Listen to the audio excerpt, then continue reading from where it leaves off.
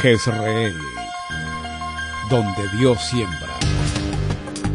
Nuestro propósito es compartir las verdades de la palabra de Dios, que han demostrado ser vigentes y relevantes para transformar las vidas de todos aquellos que ponen su confianza en Cristo Jesús. Bienvenidos a la prédica de hoy.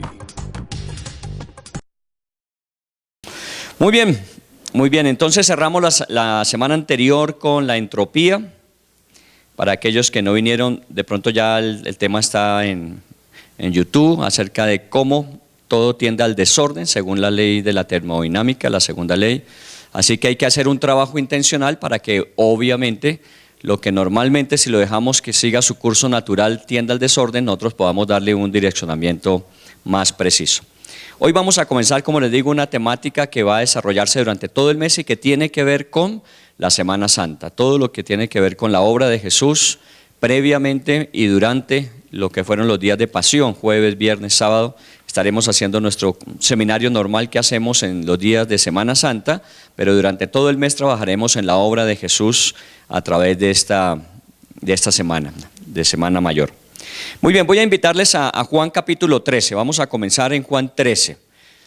Ahí comienza uno de los momentos más especiales de Jesús, sobre todo porque los más especiales siempre son los últimos. A veces no tenemos la oportunidad de estar preparados para esos momentos. Muchas veces la muerte llega de forma imprevista, intempestiva, no estamos preparados, pensamos que todavía no es el momento, pero se nos viene sin avisarnos y efectivamente hay muchas cosas que quedan inconclusas. Lo bueno sería que todos y cada uno de nosotros pudiese conocer el momento de su partida.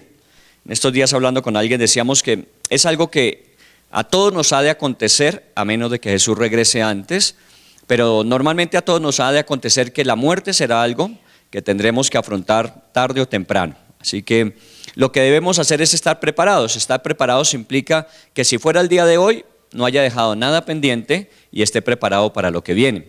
Pero si viene dentro de 5, 10, 20 años, así lo quisiera Dios, pues obviamente no dejar nada en espera y estar desarrollando nuevos proyectos, nuevos planes, porque la vida de uno es hasta el último momento, hasta el último día. En el caso específico, si usted mira el capítulo 13, comienza la historia de Jesús en ese momento que se llama la Santa Cena, la última cena de Jesús. La última cena, Juan capítulo número 13, versículo número 1. ¿Está bien? Ese es el episodio que Jesús tuvo, que para nosotros llamamos última cena o la Santa Cena en algunos casos, pero para ellos los judíos era simplemente la celebración de la Pascua. Era parte de la celebración que se estaba realizando durante toda esa semana y ese momento en especial era la cena de Pascua. Era el momento de recordar la salida del pueblo de Israel de Egipto, era un momento de gratitud, obviamente un momento de compromiso, porque la gratitud siempre lleva compromiso. Una gratitud sin compromiso obviamente no es lo que se espera. Si estamos eternamente agradecidos con Dios, igual debemos comprometernos de alguna manera, en lo personal, en lo individual, pero también cómo podemos ayudarle a Dios a cumplir su tarea de buscar y salvar lo que aún está perdido. Entonces mira el versículo 1, dice: antes de la fiesta de la Pascua, sabiendo Jesús que su hora había llegado, para que pasase de este mundo al Padre. Le decía que sería bueno que uno tuviese una experiencia como estas, que uno le pudiesen de alguna manera avisar que le faltan horas o días, semanas. En algunos casos, por asuntos de enfermedad y diagnóstico ya extremo, le dice: mire, posiblemente sean unos días, unas semanas, pero a veces nos llevamos sorpresas porque demoran mucho más de lo que supuestamente el diagnóstico decía, o a veces dan un diagnóstico de que usted no tiene nada, pero al día siguiente termina la vida. Entonces no tenemos eso seguro, pero en el caso de Jesús, él como que tenía muy claro el momento de su partida. Él lo tenía muy claro y esa noche para él fue muy preciso. Ahora, entendemos que Jesús no es clarividente, ni por ser Dios encarnado tenía la capacidad de determinar cuándo era que iba a partir, sino simplemente él vio que el cumplimiento de las promesas que estaban en la Biblia con respecto al Mesías llegaban a una que tenía que ver con ser juzgado, ser condenado, ser crucificado, ser enterrado y al tercer día resucitar. Ya estaba llegando ese momento. Todo lo demás que tenía que hacerse, dar a conocer el reino, empezar a levantar un ministerio que luego en su partida quedara con el proyecto de alcanzar el mundo para él, estaba ya en forma. Así que estamos en los últimos acontecimientos y Jesús lo sabe muy bien. De pronto los discípulos, como usted lo va a ver en ese episodio, ellos no creían que las cosas iban a desencadenar al día siguiente como fueron. Ya al día siguiente todo era una tragedia para ellos. Habían apresado a Jesús, le llevaban a juicio, al día siguiente ya había sido sentenciado y estaba siendo crucificado. Así que ellos no se imaginaban lo que venía, pero Jesús sí lo sabía. Si tuviésemos la oportunidad, y esto implica que sepamos a dónde vamos, si tuviésemos la oportunidad de estar conscientes de que este es el último día de mi vida, esta sería la última reunión que pudiese yo participar aquí en la tierra, ¿cómo la asumiría? ¿Cómo la trabajaría? No se pongan trascendentes, tranquilos, los que tienen viajes que se van para África, no se preocupen, todavía le queda la semana entrante, el otro que... No, tranquilos, solamente que uno debe pensar en lo que posiblemente va a acontecer. Estaba leyendo un artículo esta semana que me enviaron sobre liderazgo y decía la persona que uno tiene que estar preparado para todo lo que pueda acontecer, para que todo lo que pueda acontecer nunca me sorprenda sin estar preparado. Entonces uno tiene que estar preparado para todo lo que pueda suceder, así nunca suceda. Porque yo también anhelo, como de pronto usted, que el Señor Jesús venga pronto. Y eso implicaría ser la única generación, con la segunda venida de Cristo o con el arrebatamiento previo, la única generación que no vería la muerte. Todos los hombres tenemos que pasar por esa experiencia, pero si Jesús viene, esa generación, ese tiempo en el que Jesús regrese por la iglesia, esa generación no vería la muerte. Y sería un privilegio, ¿no?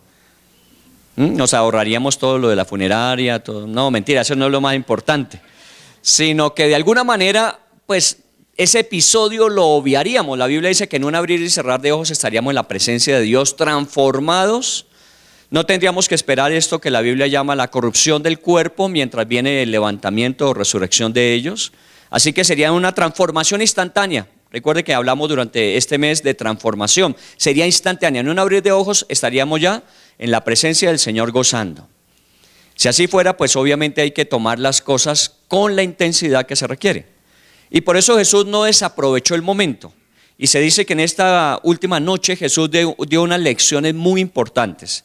Vamos a recordar algunas de ellas durante el mes. Mencionemos por lo menos una, que fue el lavamiento de los pies de los discípulos. Una lección de servicio que seguramente a ninguno de los discípulos se les olvidó, mucho menos a Pedro, que era necesario que el mayor estuviese dispuesto a servir al menor.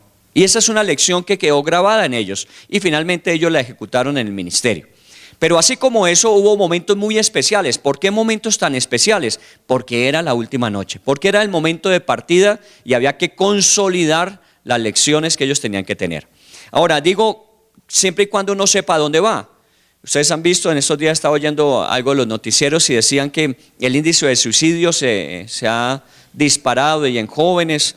Y la pregunta es, ¿por qué lo hacen?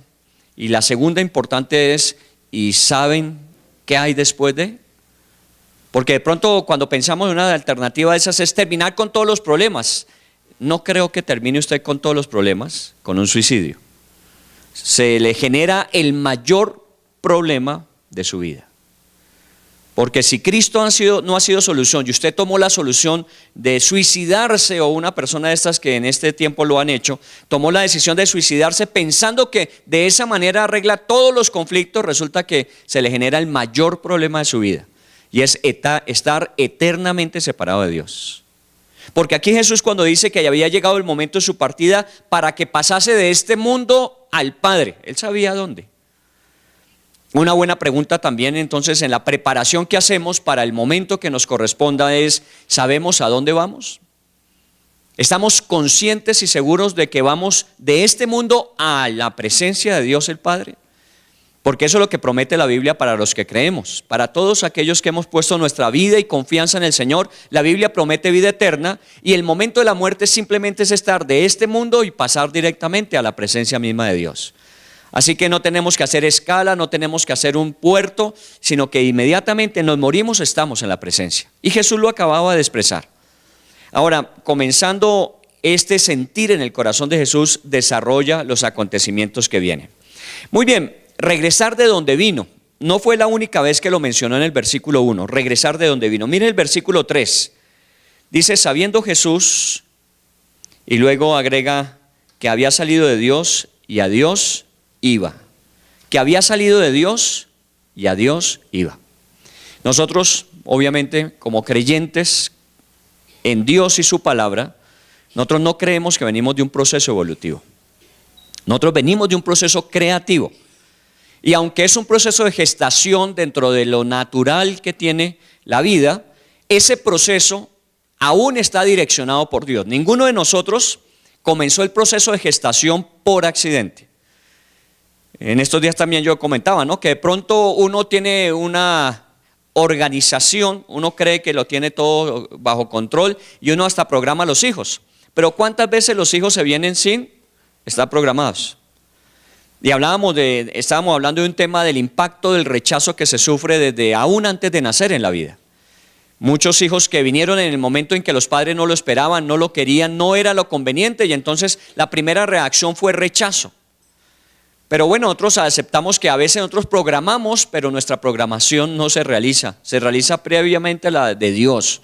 Y de pronto tengamos hijos que no esperábamos, pero Dios nos los envió, y desde que supimos que venían, tomamos la decisión gozosa de aceptarles. No les vimos ni como un problema, ni como algo que truncaba nuestros propios proyectos, sino como una bendición adicional. No lo estábamos buscando, pero Dios sabía que lo necesitábamos. Y seguramente en muchos casos esa es una realidad. Pero aquí lo que decimos es que viene de Dios. Esto no es circunstancial. Por eso, para quien está embarazada, en el caso de las mujeres y los matrimonios, dele gracias a Dios, porque eso no es simplemente un producto natural de una relación. Es que venimos de Dios, y el día que Dios determina que vengamos, como Él determina al final cuando salimos, está dentro de su plan y propósito. Porque uno no nace antes y no se muere después. Siempre y cuando pues uno confíe y actúe de la manera en que Dios espera. Así que el día de nuestra muerte, la Biblia dice que Dios lo conoce, es el único que lo sabe. Igualmente el día de nuestra llegada, el único que lo sabe y conoce es el Señor, porque de Él venimos y a Él vamos.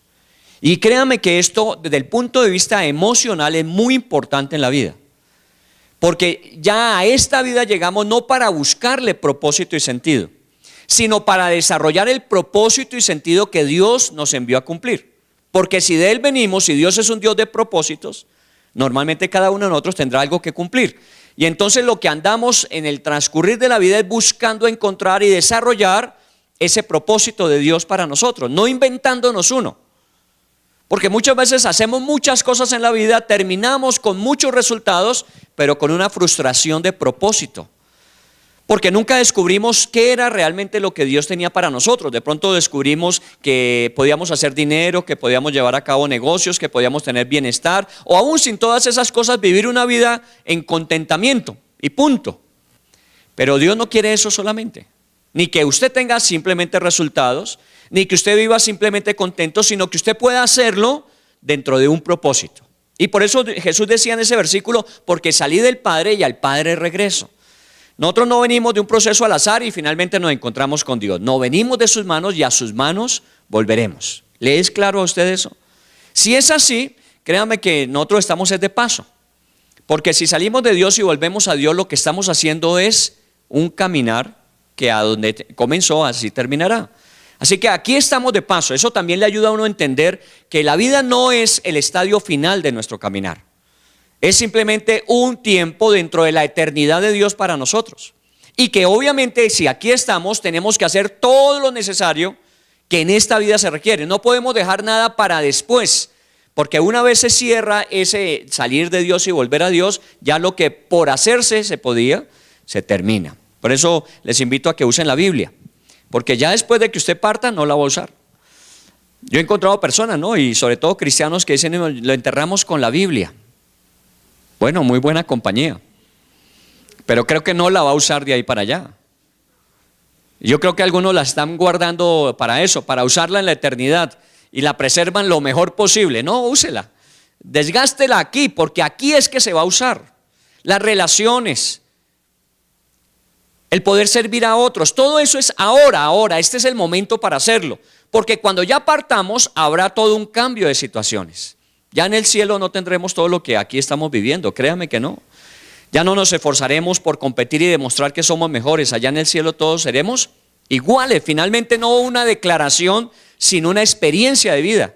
El único que será grande en medio de nosotros es el Señor Jesús, que recibirá toda gloria y honra. Los demás seremos unos iguales a los otros. Así que desde ahora empecemos a vivir de acuerdo a lo que finalmente vamos a experimentar. Entonces, en Jesús esa parte queda muy clara: salida del Padre y regreso al Padre. Mire otra vez en el 28 de ese capítulo 16. Si usted se adelanta del 13 hasta el 16, porque estamos hablando del 13 hasta el 17, que es la Santa Cena, la última cena, todos esos capítulos. El 16-28 dice: salí del Padre y he venido al mundo, otra vez dejo el mundo y voy al Padre. Mire que es una idea repetitiva. Y vuelvo a insistir, desde el capítulo 13 hasta el capítulo 17, todo se llevó a cabo en esa cena de Pascua o última cena, como llamamos nosotros. Fue en ese solo tiempo. Y 3 veces en ese tiempo Jesús recalcó lo mismo: yo he venido, yo estoy y yo regreso. Y eso no solamente es de Él, también de nosotros. Nosotros venimos, estamos y regresamos. Usted va a regresar finalmente al lugar de donde partió. Y lo que sabemos por lo que dijo Jesús es que regresaremos a la casa que siempre fue nuestra. Porque estamos hablando de que nos encontraremos nuevamente con nuestro papá.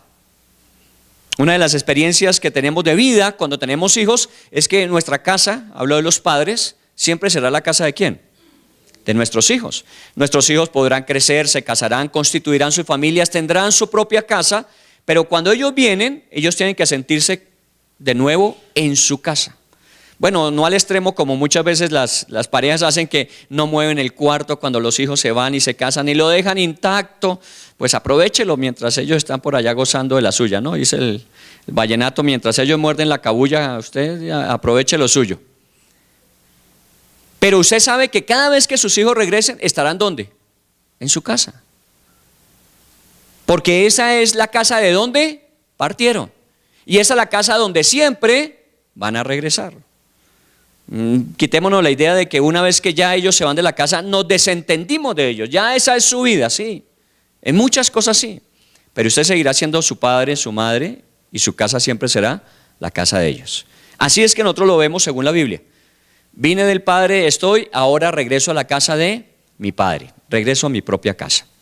Muy bien, esa es la primera parte consciente que Jesús tiene y sabe de dónde viene, sabe a dónde va, sabe por qué está aquí, que le da vida a la existencia. Y luego dice, ¿para qué se va?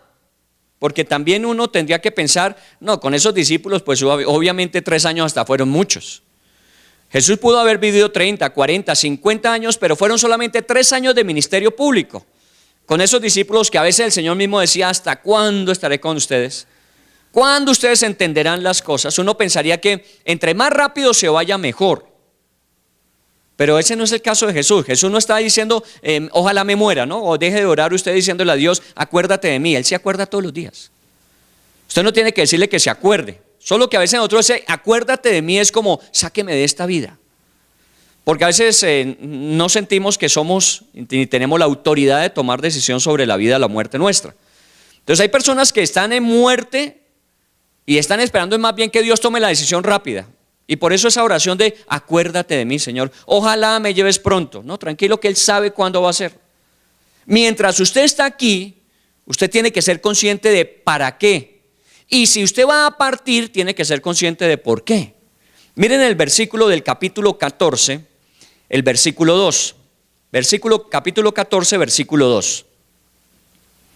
Cuando Jesús estaba hablando ya de su partida, les advirtió a sus discípulos para qué se iba. Dice allí en el 14:2, hacia la parte final, voy pues a preparar lugar para vosotros.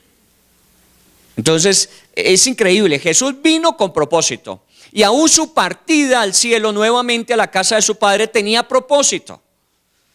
Eso nos enseña de que Dios no es un Dios como muchas veces nos lo imaginamos después del 6º día de creación.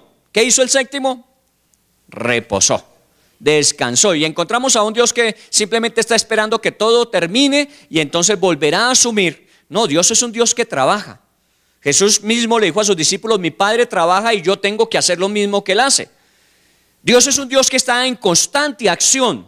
Hace 8 días cuando hablábamos de la entropía, lo único que vence esa tendencia al desorden, esa tendencia a que las cosas vuelvan a los puntos iniciales de muerte, es el trabajo, es la acción. Y Dios es un Dios que trabaja todo el tiempo. Obviamente usted me preguntará, ¿cuál es el trabajo de Dios? El más importante de Él es aún salvar lo que está perdido. Porque en el caso nuestro nosotros ya estamos del lado de Él. Así que de alguna manera su más grande intención es poder alcanzar a otros como a nosotros para llevarlos. Porque el tiempo se acorta y la oportunidad obviamente ya no es la misma. Pero con respecto a nosotros los que ya estamos del lado de Él, la única intencionalidad que Él tiene con nosotros y por lo que trabaja todo el tiempo es para bendecirnos. Dios nunca tiene una mala intención, de su carácter no puede salir. Si es un Dios bueno, todas sus intenciones y acciones consecuentes siempre serán para bien. Dios nunca está pensando en hacerle algo, determinar algo o actuar de alguna manera en su vida que le pudiese afectar. Todas las acciones de Dios en su vida siempre son para que usted esté bien. Y de esa manera yo tengo que verlo e interpretarlo. Porque si yo no lo tomo así, yo me desenfoco en la vida. Leyendo encontré que se dice que una persona que no es agradecida tiende a desenfocarse en la vida. Una persona que no es agradecida. Porque uno se desenfoca cuando pone su atención en todas aquellas cosas que no fueron, que no son o que nunca serán. Y entonces su vida es una vida de frustración. Porque obviamente todos tenemos cosas en el pasado que no fueron, en el presente que no son y en el futuro que no serán. Si fuera por eso, viviríamos amargados, porque muchos sueños, esfuerzos, anhelos, muchos deseos no se cumplirían. Pero enfóquese en agradecer todas aquellas cosas que fueron, todas aquellas cosas que son y todas aquellas cosas que serán. Es cambiar simplemente el enfoque. Sea agradecido y verá que su vida toma un sentido mucho mejor, mucho más satisfactorio y sobre todo de salud integral en su vida para poder asumir cada momento, cada circunstancia.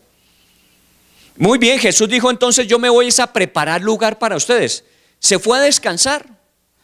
Bueno, después de esa golpiza que le metieron, recuerda cómo dice Isaías que quedó Jesús después de la crucifixión.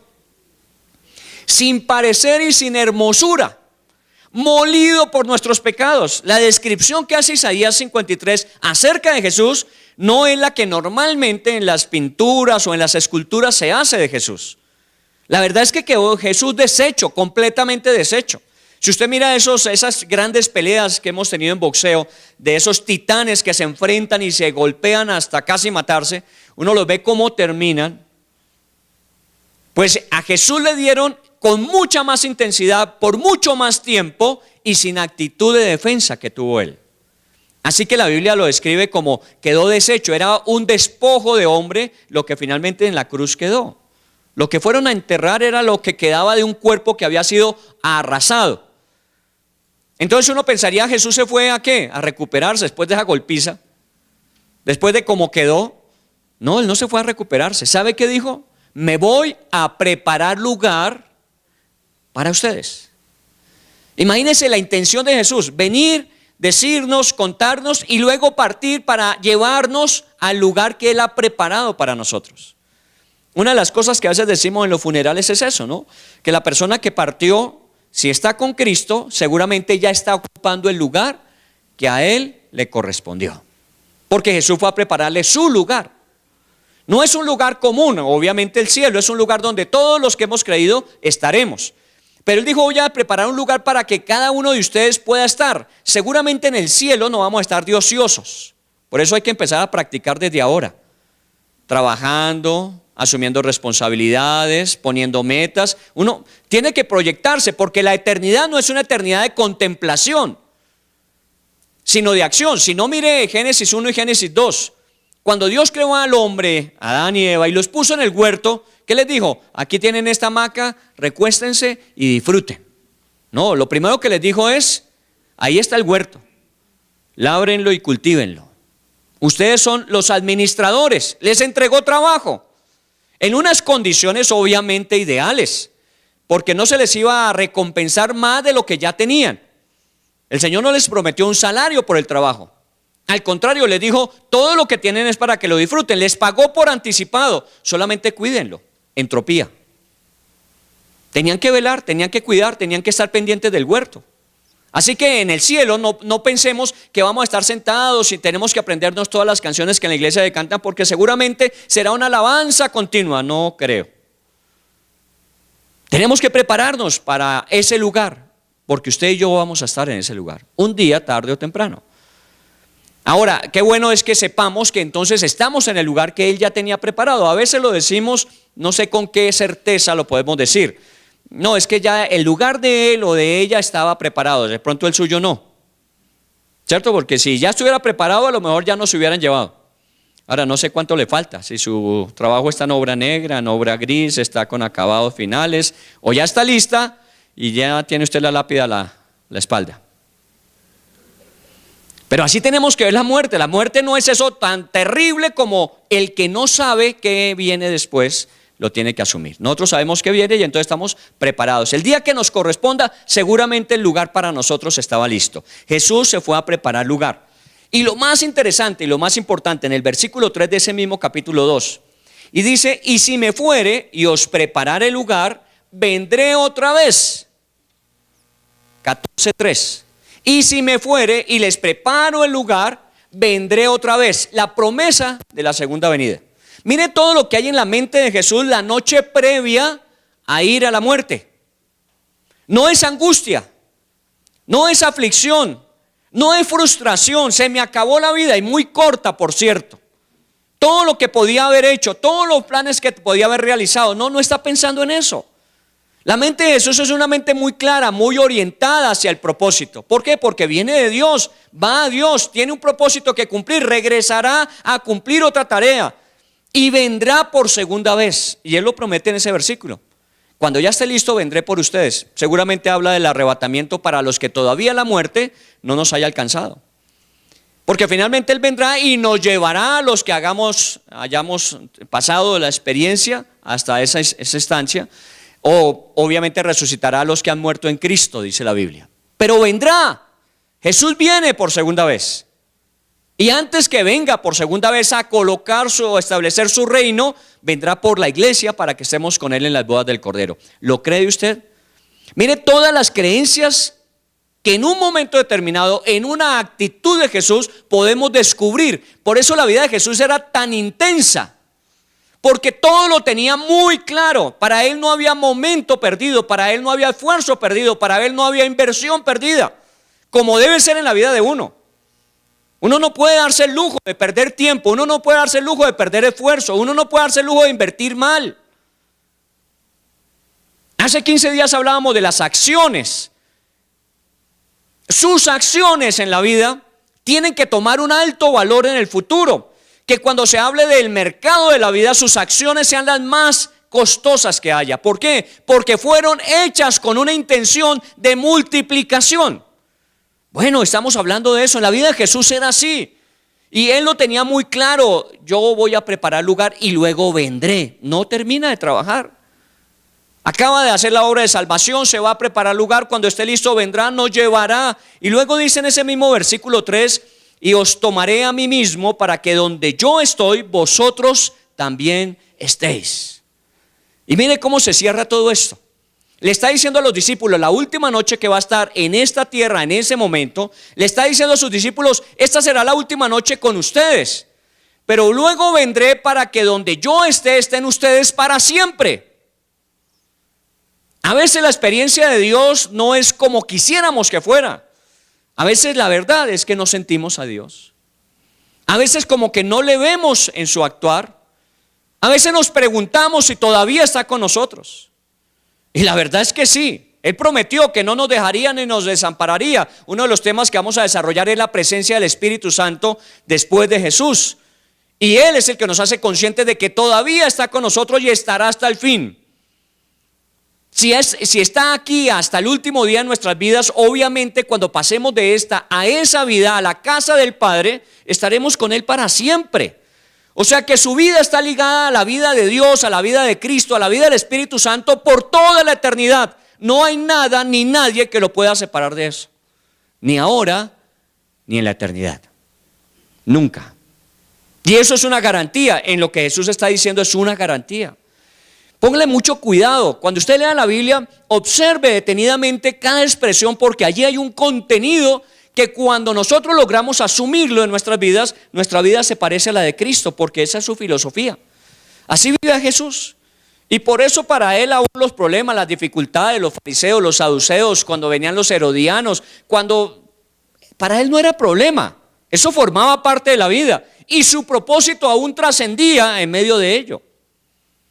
Todos sus problemas, sus dificultades, sus necesidades, sus limitaciones, como todas sus satisfacciones, sus éxitos, sus logros, todo eso debe formar parte de la vida con propósito que Dios le ha entregado.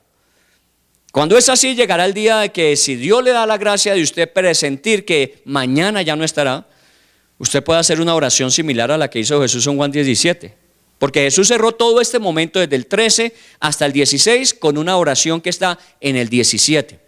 Y si usted lee la oración de Jesús en el capítulo 17 de Juan, usted dice, la tenía muy clara y lo último que hizo fue despedirse. Se despidió de sus discípulos dando gracias a Dios por ellos, encomendándoselos a Dios y dijo, estoy listo. Y salió hacia el huerto de Getsemaní y al día siguiente estaba crucificado. Así que ¿cómo es la vida interesante cuando Dios es el centro de ella? Cuando Dios es la razón, cuando Dios es el propósito de ella, la vida se vuelve muy importante e interesante. Muy bien, esto era lo que Jesús tenía claro, esto fue lo que Jesús fue comunicando. Estoy saltándome algunos versículos, le estoy pidiendo que por favor usted simplemente siga en este transcurrir de esa noche lo que dijo Jesús. Estamos tomando y estamos sumando para ver cuál era el sentir de su corazón. Muy bien, ¿qué generó todas estas frases, estas ideas que Jesús les expuso, estas declaraciones que les hizo? ¿Qué produjo en la vida de los discípulos? ¿Qué cree usted que pudo haber producido si hubiese estado usted sentado allí con ellos en esa última cena? ¿Qué cree usted que le pudo haber producido? Hay tantos sentimientos y están expresados en la Biblia. Uno a veces diría, no, qué rico que el Señor le hubiese hecho a uno tranquilo, yo me voy pero regreso y y entenderlo. Dele gracias a Dios que hoy nosotros, por todo el proceso histórico, por todo el trasegar que hemos tenido en la vida cristiana, entendemos lo que Jesús estaba diciendo en ese momento. Pero póngase en el lugar de los discípulos, que para ellos es una Pascua más que se está celebrando en Jerusalén, que seguramente una vez termine ellos volverán a Galilea o se irán a otro lugar a evangelizar. Ellos no tenían en la mente claro que al día siguiente todo cambiaría radicalmente, que sus vidas nunca más serían las mismas. Ellos no lo tenían. Entonces cuando Jesús empezó a hablar de estos asuntos de que me voy, de que voy a preparar, que vendré por ustedes, que los llevaré para que donde yo estoy ustedes estén, a ver, ¿qué está pasando con Jesús? Como que la comida estaba dañada, alterada, empezó a sufrir Jesús. No, miren el versículo 6 del capítulo 16, 6:16. Jesús describe lo que ellos están sintiendo. Estas fueron las palabras que Jesús expresó. 16:6. Antes, porque os he dicho estas cosas, tristeza ha llenado vuestro corazón. Les está hablando Jesús de un plan eterno, un plan que viene de Dios, termina finalmente en Dios, que el único beneficiado de ese plan es el hombre, que aún tiene un alto precio, que es la muerte de Jesús y la muerte de cruz, su crucifixión, sepultura y resurrección. Todo eso está incluido. Y en lugar de alegrarse, en lugar de celebrarlo, ¿qué hacen ellos? Se entristecen. A veces nosotros, porque no entendemos el plan perfecto que Dios tiene para nuestras vidas, hay muchas cosas que nos entristecen que debían más bien alegrarnos. Por ejemplo, cuando aquella novia o novio que usted tuvo y que nunca se casó con él o con ella, después de unos años usted se alegra, ¿no? Usted después de que lo vio, dice, uy, de lo que me libré. Bueno, usted en ese momento no lo celebró. A lo mejor pasó una tusa bien terrible en su vida. Pero después de un tiempo uno dice, la verdad es que fue mejor. Una inversión que usted de pronto iba a hacer y que finalmente se truncó. Y usted lamentó que había perdido ese negocio. Después de un tiempo usted lo evalúa, lo revisa y viendo el movimiento del mercado usted dice, menos mal no invertí en eso. Entonces hay cosas buenas que por no tener una perspectiva a largo plazo de la vida, nosotros las vemos como razón de tristeza, de sufrimiento. Pero aún lo que venía era la muerte, y una muerte muy cruel. Pero aún en el corazón de Jesús eso producía gozo. La Biblia dice en el libro de Filipenses que por el gozo puesto delante de sus ojos, Él aceptó el oprobio, el menosprecio hasta la cruz. Él lo aceptó. Él decidió que eso era lo mejor, aunque doloroso. ¿Pero por qué? Por el gozo puesto delante de sus ojos, por lo que veía después de que se sucedieran todos los hechos hasta la resurrección. Los hombres serían libres y podrían disfrutar nuevamente de la comunión con el Padre y tener vida eterna. Eso le alegraba. Él tiene una perspectiva a largo plazo. ¿La suya cómo es? Al menos la mía no es tan a largo plazo. Quiero decir, yo tengo planes, tengo proyectos, tengo anhelos, pero no tengo ninguna certeza de que todo eso se vaya a cumplir al pie de la letra. Si no, pues créame que estaría más fresco que lo que normalmente ando. ¿O no? Porque si uno dice todo eso se va a cumplir, todo eso se va a dar tranquilo, entonces no hay problema. No, esto implica una batalla y una lucha que muchas veces todo lo que queríamos no llegó. Y todo lo por lo que nos esforzamos no resultó, y todo aquello en que invertimos no fue ganancia. Pero aún a pesar de todo eso, uno tiene que tener claro en la mente que eso no puede llenar de tristeza el corazón, porque hay cosas que se cumplirán, que serán mucho mejor de parte de Dios para nosotros. Así que siempre tenga en cuenta lo que Jesús dijo. Ellos se llenaron de tristeza cuando debieron haberse llenado de alegría y gozo. Muchas promesas se vuelven un karma en la vida del cristiano, un dolor, un lastre en su vida. Yo muchas veces encuentro cristianos que dicen, pero mire la promesa que Dios me hizo, ¿y dónde está Dios para cumplir su promesa? Bueno, si es una promesa de Dios, tarde o temprano Dios la va a cumplir. Si es una expectativa que yo tenía, que creí que Dios me había dicho que, pues obviamente no se va a cumplir. Porque no todo el que dice Señor, Señor, y no todas las promesas que nosotros decimos, esta es para mí, yo la cojo, ya con lo que coge. Sino, ¿qué fue lo que Dios me dijo? ¿Qué fue lo que Dios le dijo a usted? Si se lo dijo, ponga la firma. Pero si Dios se lo dijo a su vecino y usted dijo, yo reclamo esa también para mí, esa no era suya. Esa era del vecino y punto. Pero ¿cuántas hay que nos deben llenar de alegría? ¿Qué dice la Biblia de nosotros? ¿Cómo es nuestro futuro? Mejor que el presente, mucho mejor que el pasado. Así es el futuro nuestro. ¿Cómo va a ser la vida de nuestros hijos? Mucho mejor que fueron las nuestras, porque ellos se heredarán bendición tras bendición. Siempre y cuando, obviamente, estoy hablando de que caminamos con el Señor y somos obedientes y nos esforzamos sin ser perfectos en agradarle en todas las cosas. Pero yo sé que esto es acumulativo. La bendición viene acumulándose sobre los hijos y los hijos de los hijos hasta la cuarta y quinta generación. Así que mi expectativa es una expectativa buena, pero muchas veces dejamos que el corazón esté lleno de tristeza, de congoja, de lamento, de queja. Cambiemos la sintonía del corazón. Señor, yo no entiendo todas las cosas, yo no alcanzo a comprender qué será el mañana, cómo va a ser, pero confío en que tú eres un Dios sabio que sabes hacer las cosas perfectamente. Así que voy a alegrarme y gozarme en que tú tienes el control. Con los que estamos estudiando la caminata del Antiguo Testamento, estamos hablando de libros como el de Nehemías y el de Esther. Las características de esos dos libros, o la característica común de los dos libros, es que el nombre de Dios no se menciona. No aparece. Y entonces uno diría, bueno, ¿cómo así que un libro de la Biblia sin el nombre de Dios?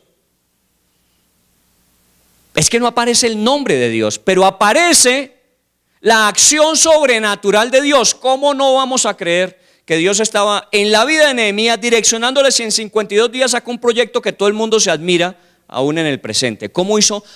Fue capaz de hacer una muralla de las dimensiones que se mencionan en 52 días, con un pueblo que estaba con una moral en el piso. ¿Cómo fue que lo hizo? Bueno, Dios estaba allí actuando y operando.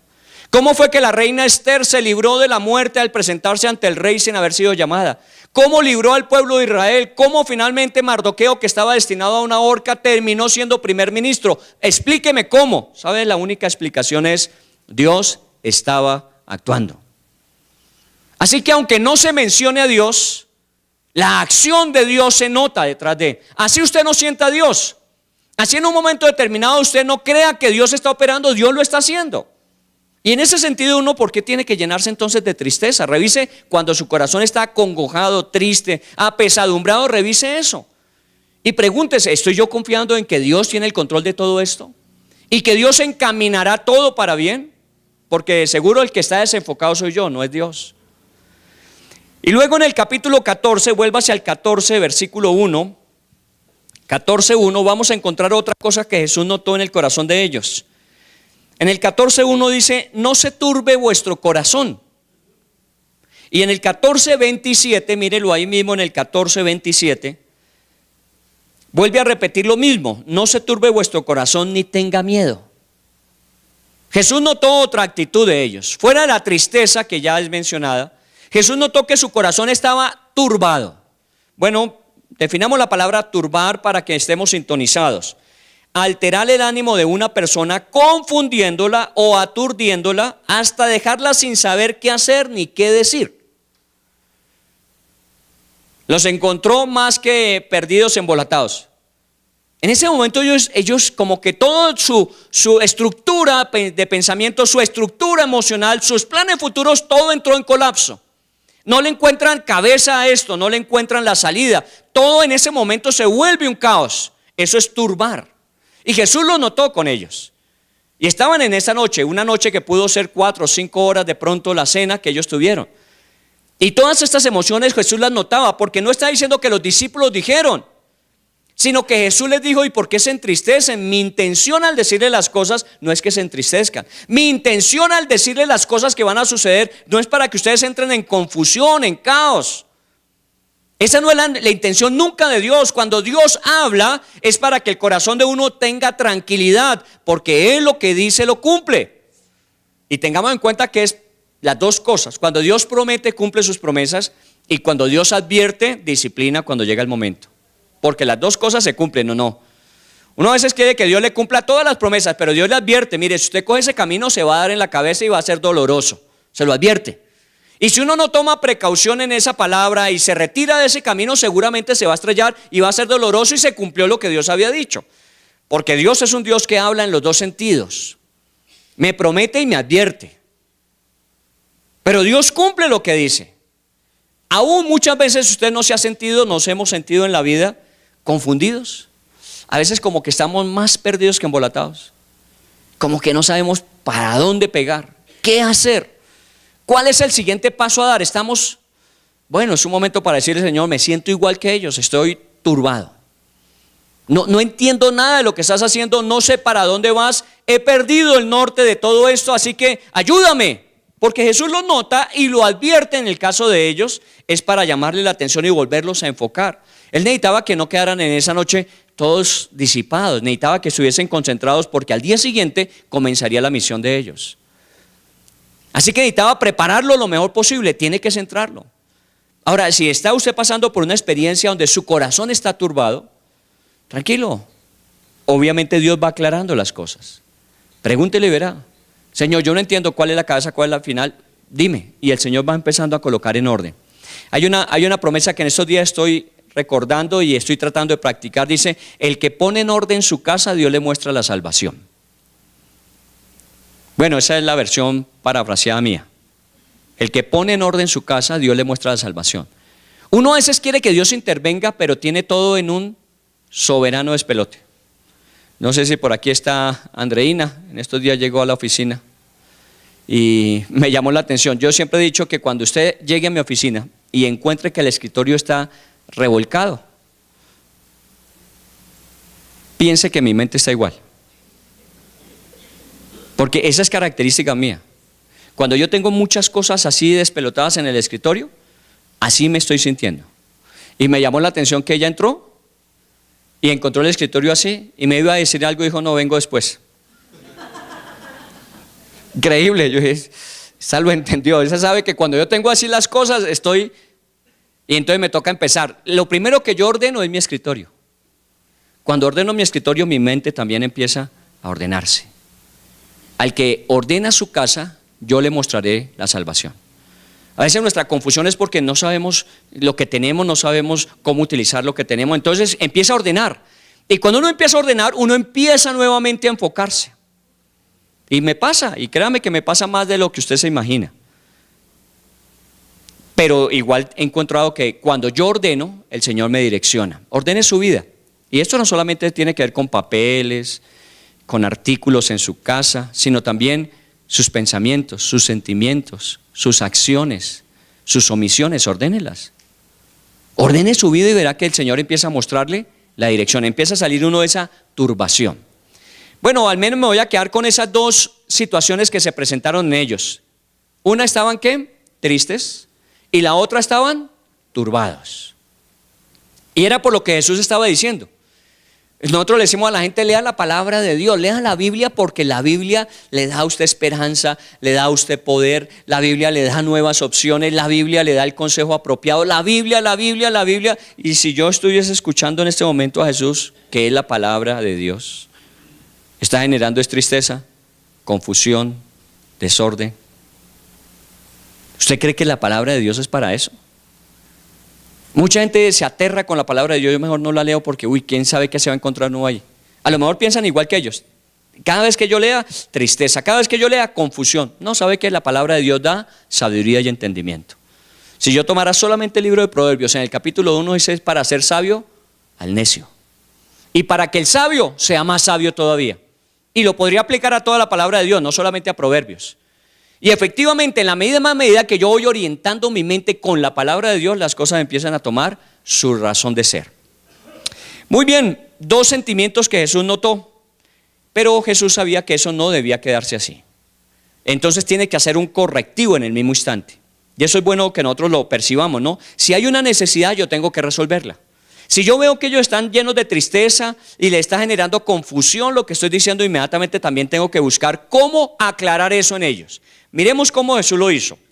14:27 mismo. Dice: estas cosas os he hablado para que no tengáis tropiezo. ¿Sí dice así? En la versión nueva, versión internacional, ¿no dice así? 14:27.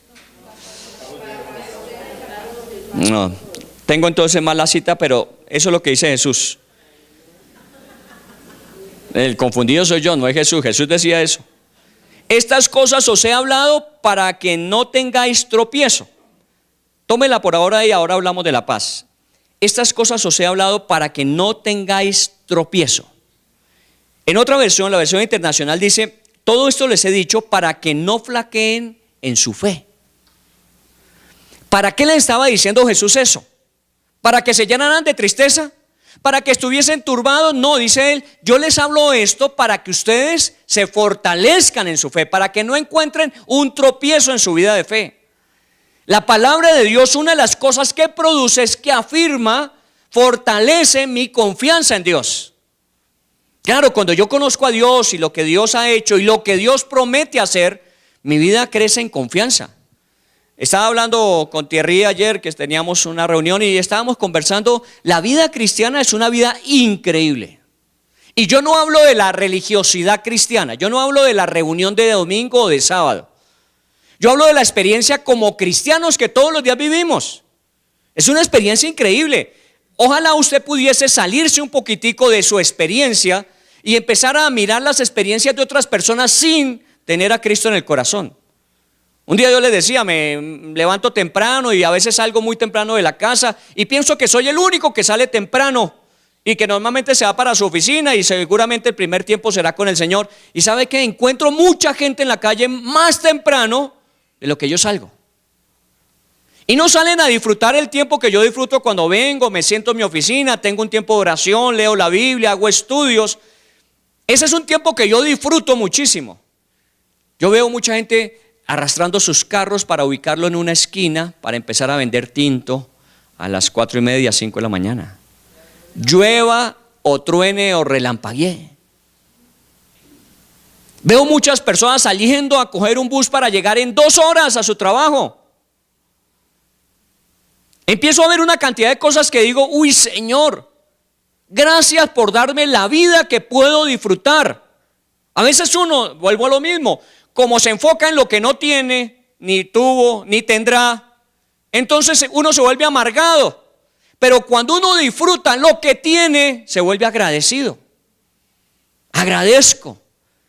Y lo mismo cuando en esta problemática que vivimos de nuestros hermanos en Venezuela, vemos tanta gente en la calle con niños pequeños. Uy, ¿qué dice usted? Pobrecitos ellos. Pues sí.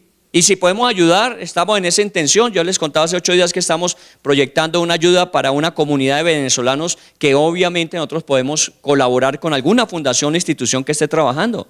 Podemos apoyar ese trabajo y lo vamos a hacer. Pero ¿sabe qué es lo segundo que me produce? Gratitud. ¿Dónde están mis hijos? ¿Dónde están los hijos de mis hijos? Seguramente están muy bien en su cama, disfrutando de gran bienestar, disfrutando de buenas posibilidades. ¿Dónde están sus padres? ¿Dónde están sus hermanos? Porque a veces hablo solamente de los hijos y los solteros quedan mirando un chispero. No, pregúntese. No es muchas las cosas que tenemos para agradecer. ¿Y la palabra de Dios para qué es? La palabra de Dios está dada para que mi fe se fortalezca, no para llenarme de miedos y pánicos y temores. Hay gente que dice, no, yo el Apocalipsis no me meto porque eso es terrible. El Apocalipsis es terrible para el que no tiene a Cristo. Pero para los que tenemos a Cristo, el Apocalipsis es el cierre de la victoria final de Dios. Cuando todo el mundo dice que el bien y el mal están en equilibrio y que de pronto el mal es más que el bien, nosotros sabemos que al final eso no va a ser así. Dios siempre reinará. Así que mi Apocalipsis, tan dramático como algunos lo ven, es un Apocalipsis de esperanza. Eso depende entonces de lo que hay en mi corazón. Y Jesús les dijo, mi palabra es para que ustedes no tengan tropiezo, para que su fe sea firme. Primera intención de Jesús con su palabra. ¿Para qué leer la Biblia? Para eso. Para que usted se firme. Sople el viento que quiera soplar. Me llamaba una persona de Estados Unidos el jueves, miércoles o jueves, y hablándome de una situación de uno de sus hijos, difícil, complicada, pues no es extrema, simplemente un problema de tipo laboral, que a veces su trabajo no resulta en todo lo que él quisiera, a veces la evaluación que se le hace no es tan justa como él esperaría, y bueno, acaba de terminar con su novia y entonces emocionalmente se le suma al proceso laboral y está mal. Y me dijo, ¿y qué le digo? Y le pregunté, ¿y usted qué le ha dicho? Porque es que a veces le ponen a uno que diga lo que ellos deben decir. ¿Usted qué le ha dicho? ¿Qué le ha dicho? No, yo le digo que esa es la vida, que así es la vida y que uno tiene que asumirla. Eso es. Nosotros lo sabemos y lo expresamos, pero cuando lo estamos viviendo se nos olvida. La vida es así. Usted tiene la potestad sobre el viento. Usted puede ordenar que el viento vaya al norte, al sur, al oriente, al occidente. Usted no tiene esa potestad. Pero su vida, que está direccionada por velas, usted sí tiene la potestad de manejar sus velas. Así el viento vaya para el norte y usted vaya para el sur, si usted sabe manejar sus velas, el viento le va a servir. Porque es cómo lo manejemos, no cómo lo determinemos. Las circunstancias en la vida son las mismas para todos nosotros, comunes en la mayoría. Ahora, ¿por qué unos surgen y por qué otros caen? ¿Saben por qué? Porque a veces manejamos mal nuestras velas, actitudes, pensamientos, decisiones, fe. Lo que puede ser un problema se convierte en una gran oportunidad. Lo que puede ser una amenaza se convierte en mi mejor momento. Depende cómo usted oriente sus velas. Y eso es lo que le está diciendo Jesús. Todo esto es difícil. No le estoy diciendo que mañana va a haber un circo y nos vamos a gozar. Mañana va a haber una catástrofe. El Hijo de Dios hecho hombre va a ir a la cruz para morir por el pecado de todos los hombres. Eso es una catástrofe. Pero ¿sabe qué? Es la mayor de las victorias cuando resucite. ¿Cuál es el problema? ¿Qué más Jesús quiso que ellos tuviesen? Versículo 19 del capítulo 13. Capítulo 13, versículo 19. Dice, desde ahora os lo digo antes que suceda, para que cuando suceda, creáis que yo soy. Mire esa expresión de Jesús. 13:19. Desde ahora os lo digo antes que suceda. No, ¿o estoy perdido yo? Uy, no, ya me estaba empezando a preocupar. Entonces, ¿dónde dejé mi tema de hoy? Ay, no, aquí está. 13:19. El otro era 15:16. El que dijimos 14:27. 16:1. No, dejémoslo así. Ya me confundieron peor, yo tengo paz más bien. Bueno, en el 13:19 dice, desde ahora os lo digo antes que suceda, para que cuando suceda, crean que yo soy. ¿Usted ha visto ese tipo de personas que normalmente cuando estamos en una discusión para tomar una decisión nunca dicen nada? Pero cuando las cosas resultan, ya sea para bien o para mal, ¿qué dicen? Yo se lo dije, nunca dijo nada. Pero siempre al final se monta diciendo yo lo había dicho, que eso iba a salir bien. O yo lo había dicho, eso iba a salir mal. Carreta. Si usted cree que debe advertirlo, dígalo. Si usted cree que debe afirmarlo, dígalo. Jesús lo había dicho y se lo dijo a sus discípulos. Yo les digo que todo esto va a suceder para que cuando suceda, crean ustedes que yo soy. Recuerda esa expresión, yo soy. Que esto no es una circunstancia casual en la vida. Es que aquí no está un hombre que tiene que afrontar una situación que le es imposible evitar. No. El yo soy, ¿sabe quién es el yo soy en la Biblia? El Dios, controlador de todas las cosas. Es la mejor definición que Dios mismo da, porque cuando Moisés le pregunta, y me van a decir en Egipto que quién me mandó, qué Dios es el que me mandó, ¿qué les voy a decir? Y el Señor le dijo simplemente, diga que yo soy, lo envió. Yo soy, sí yo soy. Es que soy el único que soy. Así que estamos hablando del Dios del universo, del Dios todopoderoso. Estamos hablando de la mejor descripción de Dios. Y cuando Jesús les dice, yo se los digo antes de que suceda, para que cuando suceda crean que yo soy, ¿qué le está diciendo? Para que ustedes crean que yo soy ¿qué? Dios. ¿Sabe que ese es uno de los grandes problemas de la gente? La gente cree en Dios, pero no cree en Jesús. Muchas veces usted le va a hablar a una persona de Jesús y de que lo acepta en su vida como Señor y Salvador, ¿y qué pasa? No, yo en eso no creo, yo creo en Dios. Y Jesús está diciendo para que cuando todo esto suceda ustedes crean que yo soy Dios. ¿No lo había dicho muchas veces? Yo y el Padre uno somos. Yo no he venido a hacer mi voluntad sino la voluntad de mi Padre, porque mi voluntad es hacer la de Él. Él lo había dicho, ahora se lo está diciendo a los discípulos. Las palabras que yo les estoy diciendo se las digo con anticipación para que cuando pasen las cosas ustedes sepan que yo soy Dios y conozco las cosas. Dios le advierte a ustedes situaciones que van a suceder para que cuando sucedan ¿qué? Usted diga, Dios me lo había dicho. Dios le da promesas y las cumple para que cuando se cumplan usted diga ¿qué? Dios lo había dicho. Y eso es clave en la vida. Dios me ha cumplido las promesas, como también Dios me ha advertido, y cuando no he hecho caso he sufrido las consecuencias. Pero Dios lo había dicho. En la palabra de Dios está escrito. Con unas personas que me reuní también el jueves, creo, o el miércoles, les decía, ¿sabe qué? Ustedes se están metiendo en un problema. ¿Quieren seguir? Y les hablaba de estudiar la Biblia. Están metiéndose en un problema. ¿Cómo así que nos metemos en un problema a leer la Biblia así? Porque al conocer más se les va a demandar. Es preferible que usted diga, yo no sabía, y que Dios tome razón de cómo le va a juzgar. Yo sí sabía, pero no quise hacer. A los abogados se les juzga más duramente. ¿Por qué? Porque conocen la ley. Uno puede acercarse a un juzgado y decir, es que yo no sabía, yo hice las cosas con una buena intención, pero desconocía la ley. Pero un abogado, ¿qué va a decir? Y si lo llega a decir, le van a preguntar, ¿y usted de qué universidad salió? Que no le enseñaron que usted debe conocer la ley y que debe acatarla, usted el primero. Bueno, lo mismo nos sucede a los cristianos. Mire, si usted no quiere vivir esta dimensión que Dios le ofrece, hágase a un lado. Porque si usted está aquí, cada vez que usted escucha, usted se hace más y más responsable de hacer conforme lo que está escuchando. Uno no le puede salir al Señor, yo no sabía, Señor. El Señor le va a decir, ¿recuerda la predicación de marzo 30 cuando terminábamos el mes? Ay, sí, bueno, usted lo sabía. Muy bien, el versículo 13-19. Ahora miremos otra opción que Jesús da con respecto a sus palabras. Capítulo 16, versículo 4. Usted está pasando su Biblia para allá y para acá, pero ellos estaban sentados todos en la misma mesa y no se habían movido, tranquilos. 16:4. Mas os he dicho estas cosas para que cuando llegue la hora os acordéis de que ya os lo había dicho. ¿Qué diferencia con el anterior? para que cuando pasen las cosas que yo les había dicho, ustedes sepan que yo soy, ¿recuerda? Ahora le está diciendo para que ustedes, cuando vean lo que se cumple de lo que yo les dije, ustedes crean lo que yo digo. Estamos hablando de la palabra ahora. Yo creo en Dios, tengo una firme convicción de Dios en mi corazón. Pero la pregunta es, ¿y con respecto a la Biblia qué?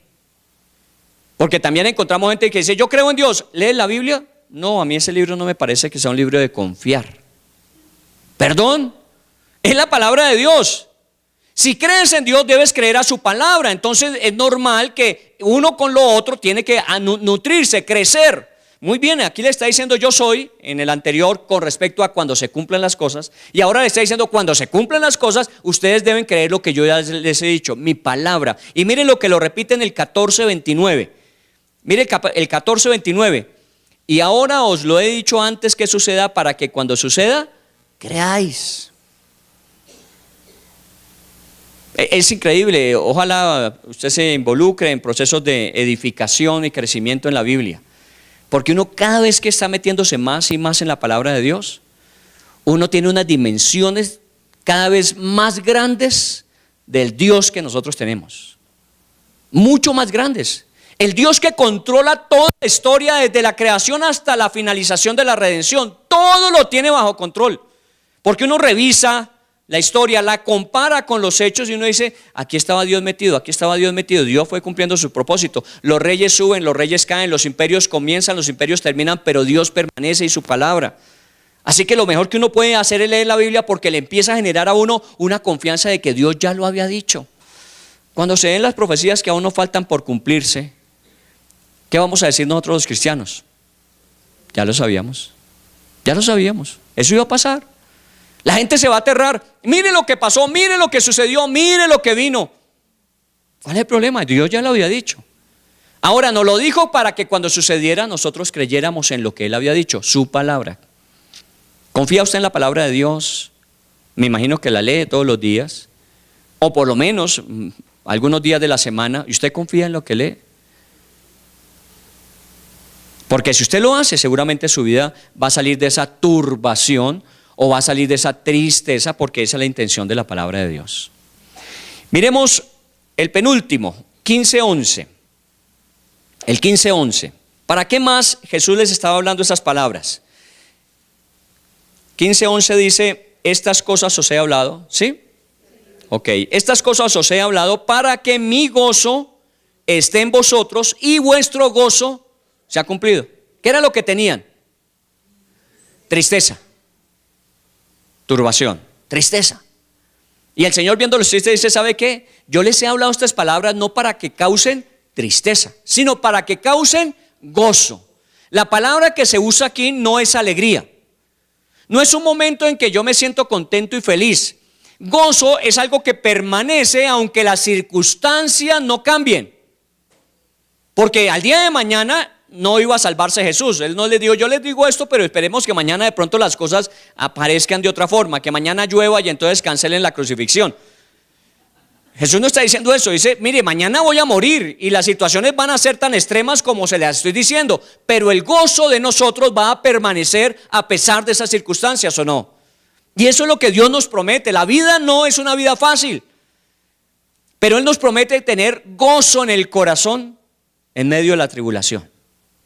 Y esa es una gran bendición. Eso no lo compra usted en el ley ni en el éxito. Eso viene solamente ¿de quién? Del Espíritu Santo. Amor, gozo, paz. Tema que estaremos estudiando más adelante. Pero es una bendición tener paz, tener gozo. Por ahora mencionemos el gozo. Y el 16:33. 16:33. ¿Qué dice el 16:33? Estas cosas os he hablado para que en mí tengáis paz. Era para tener turbación, confusión, para que tengan paz. Mire, cuando yo no estoy enfocado, cuando yo no entiendo a ese Dios soberano, yo caigo en lo que ellos cayeron, tristeza y turbación. Pero cuando yo empiezo a enfocar mi mente, mi corazón, mi vida en Dios y lo que Él hace y determina, mi vida empieza a encontrar todos estos beneficios que estamos mencionando. Todo esto que está diciendo la palabra es una realidad para su vida y mi vida. Jesús quería eso en sus discípulos. Y seguramente eso fue lo que los sostuvo a ellos después de todo lo que pasó. Porque volvamos a lo mismo, una cosa es leerlo hoy y otra cosa es haberlo vivido hace 2000 y pico de años. Si usted hubiese sido de los 12, si esa noche hubiese estado con Jesús, si hubiesen participado de la cena con todo lo que hicieron y hubiesen salido a Getsemaní, y ahí en Getsemaní, en medio de la oración, se hubiesen llevado preso a Jesús, y usted por temor a que también lo apresaran se hubiese perdido y tratando de averiguar qué había pasado con Jesús, ya encuentran que fueron a donde Anás, a donde Caifás, pasaron a donde Pilato, lo llevaron a la guardia romana, que lo han flagelado, que lo han golpeado y que el dictamen debe ser muerte y muerte de cruz. ¿Usted qué haría? ¿Usted cómo estaría? Por eso a veces la Biblia uno la ve como a la distancia y entonces sí es el problema de ellos. No, si usted estuviera ahí, ¿qué pasaría en su corazón? ¿No estaría pasando de pronto todas las mismas cosas que ellos? A lo mejor sí. La ventaja nuestra, ¿sabe cuál es? En que nosotros podemos ver la historia a la distancia y decir, un momentico, no debieron haber reaccionado así. Debían haber tenido paz, gozo, debían tener en su corazón tranquilidad de que Él era Dios. Tenían tranquilidad de que sus palabras se cumplían. Ellos debían tener esa confianza. Bueno, porque usted está en este momento de la historia, 2000 años después. Estos días que hemos estado estudiando las cautividades del pueblo de Israel cuando se dividió, unos se fueron para Asiria. Se los llevaron presos a Siria, estuvieron cautivos en Asiria. Pero una parte de Israel, la parte del sur, no fue llevada presa. Y entonces los profetas del sur les decían, miren lo que pasó con la parte del norte, por no haber obedecido, no haber corregido sus caminos, no haberse vuelto al Señor, están cautivos en Asiria. ¿Sabe cuántos años estuvieron diciéndoselo? 100 años. 100 años diciéndoles, miren, si ustedes no corrigen sus caminos, les va a pasar lo mismo. Si ustedes no cambian, les va a pasar lo mismo. Si ustedes, 100 años. A los 100 años vino Babilonia y se llevó el reino del sur cautivo a Babilonia por 70 años. ¿Por qué? Porque vieron, pero no aprendieron. Porque vieron lo que les pasó a los otros por haberse apartado, pero no así se apartaron ellos de Dios, sino que siguieron en su dureza. Y ahí vinieron las consecuencias. Entonces la advertencia para nosotros hoy es mucho más fuerte que para ellos. Los discípulos de pronto no tenían ni Biblia, libreta de apuntes, celular para tomar notas o iPad. ¿Ellos qué tenían? Lo que Jesús les iba diciendo. Y procesar toda esa información, usted puede leerla, y aquí estamos leyendo 4 capítulos saltadamente y estamos marcando un derrotero a través de él. Para nosotros es más fácil.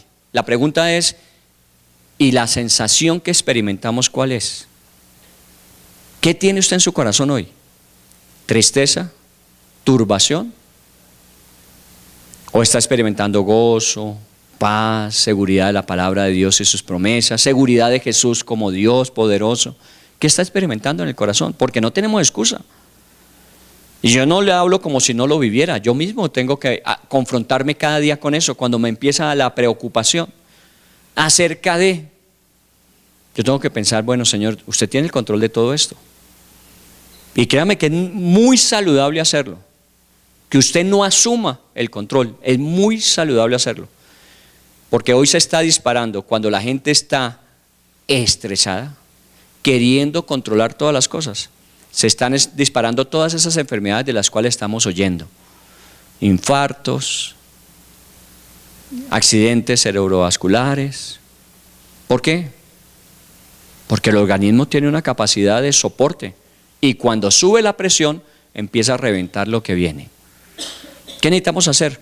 Lo que Jesús dijo, yo les hablé es para que tengan paz, para que tengan gozo, para que tengan confianza, para que yo necesito que ustedes bajen los niveles de tensión. Relájese. No se vuelva perezoso, no le estoy diciendo eso. Relájese. Y eso implica, vaya y descanse en el Señor. Ponga, yo siempre digo, polo a tierra. ¿Sabe cuáles son los polos que Dios nos dio a nosotros? Se llaman rodillas. Cuando usted se arrodilla, toda esa presión suya baja, porque está delante del que todo lo puede. Cuando usted se levanta las rodillas, ¿cómo se siente? Libre, descansado. Rodillas. Hay que arrodillarnos, para eso se nos dieron, es el único verbo que combina. arrodillarse delante de Dios para estar de pie delante de los hombres y las circunstancias. Así que todo esto que vamos a estudiar este mes de abril sobre Semana Santa, solo sobre los acontecimientos, no es solamente el recorderis. Y pues esto lo digo con mucho respeto. Yo celebraba la Semana Santa en mi lejano pasado, de la misma forma siempre. Iba a visitar los 7 monumentos, el Santo Sepulcro, una que otra procesión. Pero pues era el programa de Semana Santa. Pero terminaba Semana Santa y el vivo al bollo y el muerto al hoyo. Vuelve la vida a lo mismo de antes. Hoy no puede suceder eso. ¿Y usted cuántas Semanas Santas como cristiano ha vivido? Uno ya se sabe hasta los versículos de memoria de los de la Semana Santa. Pero es que tenemos que verlo de otra forma. A ver, ¿y eso qué quiere decir? ¿Y eso qué significa para hoy? Y comenzamos en ese último momento, la última cena antes de cuántas cosas, y no he acabado el tema, no lo he agotado todavía, hay muchas más cosas allí, pero al menos quedémonos con estas hoy. Jesús sabía lo que había en el corazón de ellos, lo que sus palabras estaban generando en el corazón de ellos, lo que las circunstancias que venían le estaban generando, pero Jesús inmediatamente intervino y hizo que su palabra empezara a generar paz, gozo, confianza, seguridad en las promesas, de tal manera que cuando pasara toda esa tempestad que venía, ellos estuvieran firmes, y lo estuvieron. A Dios gracias, porque si no hubiesen estado firmes no estaríamos aquí. Ellos lograron pasar ese momento difícil por todo esto que Jesús les dijo.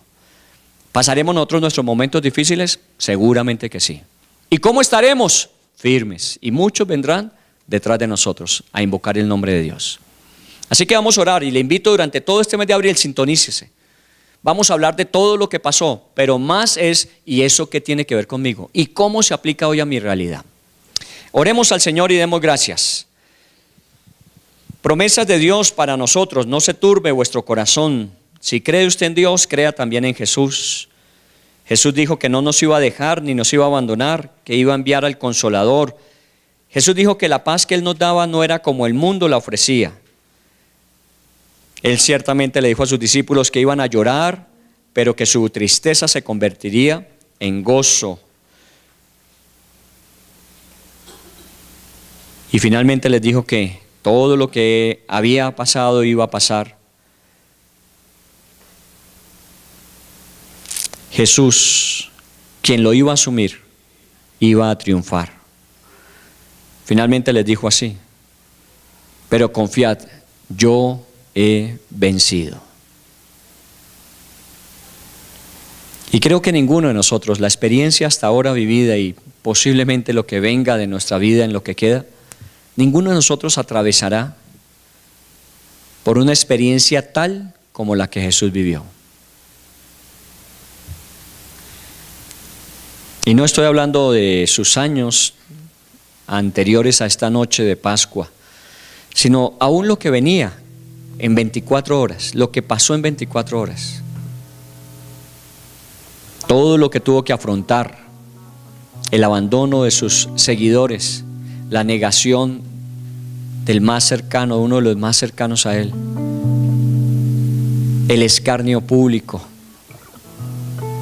el ser considerado peor que un revoltoso que merecía la muerte sin haber cometido ningún delito. El dolor y el sufrimiento que tenía que llevar en su propio cuerpo por todos los pecados que asumía, no habiendo cometido nunca uno solo. Imagínese todo lo que pudo haber vivido Jesús esa noche. El día siguiente, cuando en la cruz ve a su mamá a sus pies,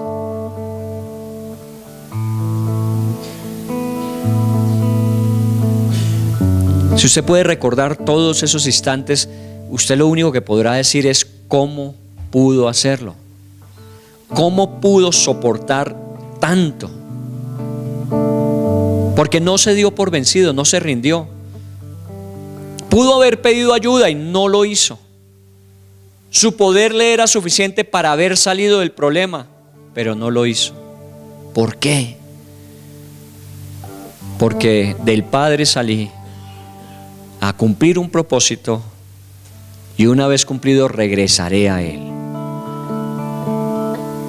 La vida de Jesús es una vida espectacular, y esa misma vida es la que Él nos ofrece a nosotros. Mire la vida cristiana no como un aspecto religioso. A veces, por nuestras liturgias, por las formas en que hacemos las cosas, pareciera religioso, ritual, pero tómelo con más libertad, con mayor confianza. Haga de cuenta que esta es una reunión de amigos donde hablamos del mejor de los amigos que tenemos en común, donde hablamos de todo lo que Él ha dicho y ha hecho por nosotros y ha prometido que hará por nosotros, donde cada vez que le conocemos y compartimos de las experiencias que cada uno tenemos, de lo que Él había dicho para que cuando sucediera creyéramos, nos fortalece, nos anima, nos alegra. Como también cuando nos hemos sentido tristes, turbados, cuando no hemos tenido claridad, qué bueno experimentar al lado de uno o a otros que nos dicen: tranquilo, las cosas van a cambiar. Confía, espera, haz lo que tengas que hacer y espera que Dios haga el resto que no puedes. Y todo eso es una experiencia de vida lo más saludable posible que el hombre pueda tener hoy. Mire a su alrededor tantas enfermedades que se están sufriendo hoy, tantas decisiones que la gente está tomando contra su propia integridad, porque no encuentran lo que nosotros ya tenemos. Pero muchas veces teniéndolo, experimentamos tristeza, turbación, confusión, y hasta nos enojamos, nos irritamos con Dios, cuando debemos venir como los discípulos a decir: Señor, no lo entendemos, no entendemos todo, no podemos asumir todo esto, pero ¿sabes qué? Yo confío, yo creo, yo espero. Tú sabes cómo resuelves todo esto. Yo simplemente voy a seguir haciendo lo que tengo que hacer, que me has mandado a hacer. Considero que no va a ser mucho lo que yo pueda aportar, pero voy a hacerlo. Y créame, usted no se alcanza a imaginar que ese poquito de fuerza se multiplica para derrotar ejércitos enteros. Para quienes no vinieron hace 8 días, lo dijimos hace 8 días con Gedeón. Dios le dijo a Gedeón: ve con esta tu fuerza, pequeña, limitada, de uno menor, de uno más pobre, pero que era esforzado y valiente. Con esa pequeña fuerza destruyó un ejército de 3 pueblos. Porque confió, porque creyó, porque volvió a ver las historias del héroe de su infancia, el Dios de los cielos. En el nombre de Jesús, tome la vida cristiana como es, no religiosa. No es una vida cristiana para perfectos, sino para creyentes, para los que nos atrevemos a creer en Dios y lo que puede hacer, para los que nos atrevemos a creer en las promesas de Jesús y su cumplimiento, para los que nos atrevemos a creer en el poder del Espíritu Santo y su actuar en medio de nosotros. Esa es la experiencia de la vida cristiana. Por eso se vuelve una aventura emocionante cada mañana. Cada vez que usted se levante, dele gracias a Dios. Es un día que nunca antes ha tenido y nunca después de él vendrá. Y un día que fue preparado de manera única, especial. Lo que no hagamos de ese día es algo que nunca más se va a volver a hacer. Por eso no podemos desaprovechar el momento, el tiempo, la circunstancia, la forma de Dios. No es fácil, pero podemos decidir sobre ello. El que sea difícil no quiere decir que no lo podamos hacer. Para todos nos es difícil creer, para todos nos es difícil actuar con fe, para todos nos es difícil esperar que Dios intervenga. Pero ¿sabe qué? Si confiamos, aún con una pequeña fe como grano de mostaza, vamos a ver cómo Dios eso lo multiplica y nuestra vida va creciendo y se va asegurando. Jesús dijo: mis palabras no son sino para que ustedes no tengan tropiezo, tengan certeza, seguridad. No son para causar temor, tristeza, confusión. Es para que ustedes estén firmes. Yo se los digo. Y termina diciéndolo así: en el mundo habrá aflicción. En el mundo habrá tristezas, pero confíen, yo he vencido al mundo. Y esa es la certeza y seguridad de nuestras vidas. En el nombre de Jesús, decida. No espere que usted sienta. No espere que las cosas se den para decidir. Decida que usted va a creer, confiar y va a actuar bajo la dirección de Dios. Y todas las cosas empezarán a colocarse cada uno en la perspectiva de Dios, con el propósito que Dios tiene. Y estaremos agradeciendo por lo que queríamos como por lo que no queríamos que vino. Porque esto no quiere decir que Dios nos va a dar todo lo que queramos. Muchas veces vendrán cosas que no queremos, pero eran necesarias en nuestras vidas. Eran demasiado importantes. Si no hubiésemos pasado por ellas, no hubiésemos entendido, no hubiésemos recibido lo que entendimos y recibimos de Dios. Así que en el nombre de Jesús, dé gracia. Téngase usted confianza en eso. Doy gracias y no es porque vea, sino la gracia, la actitud de ser agradecido viene de la fe, de lo que se espera, de lo que no se ve, de lo que confiamos. Yo puedo darle gracias a Dios. Mi vida será mejor, la vida de mi familia será mejor, la vida de mis hijos será mejor, la vida de los hijos de mis hijos. Mi trabajo será mejor, mi salud estará bien, mis finanzas serán suficientes. Yo puedo agradecer a Dios anticipadamente, porque Dios es fiel, bueno, misericordioso, porque no se queda debiéndole nada a nadie, porque todo aquel que en Él confió no fue avergonzado. Todo aquel que en Él confió, no, su rostro jamás fue avergonzado. En el nombre de Jesús, dígale: yo he confiado, Señor, y sé que no me dejarás avergonzar. Santo eres, Señor Dios. Cerramos un mes, iniciamos otro, pero lo iniciamos aún mejor de lo que comenzamos este año, porque nuestra vida va en aumento hasta que sea perfecta, porque vamos sumando a la intimidad, Señor, el hacer las cosas bien sabiendo que vendrán días mejores, el hacer las cosas bien porque sabemos que seremos mejores.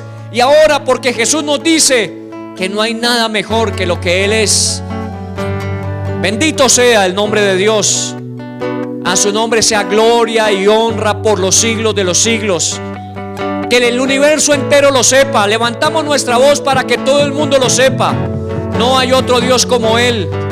Él es único. Cantémoselo a Él. Démosle la gloria que Él merece, la alabanza, la honra a Él.